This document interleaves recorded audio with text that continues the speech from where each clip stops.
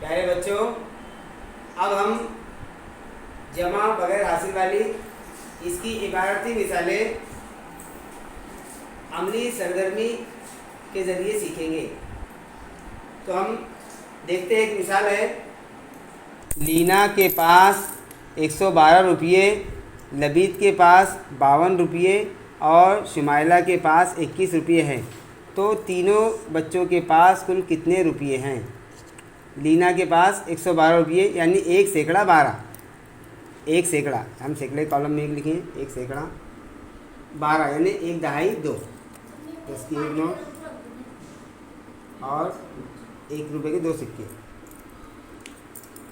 लबीद के पास 52 रुपये यानी 5 दहाई 2, 10 के 5 नोटे, 5 दहाई और 1 रुपये का 2 सिक्के।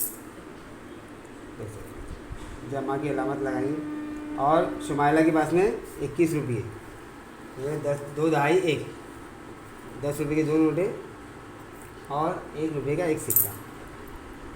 अब हम इनकी जमा करेंगे। 2 और 2 4 और 1 5, ये 1 रुपये के 5 सिक्के। उसके बाद 10 की नोटे दहाई, 1 में 5 मिलाए या 5 में 1 मिलाए, एक ही बात है। 6 में और 2 8, ये 8।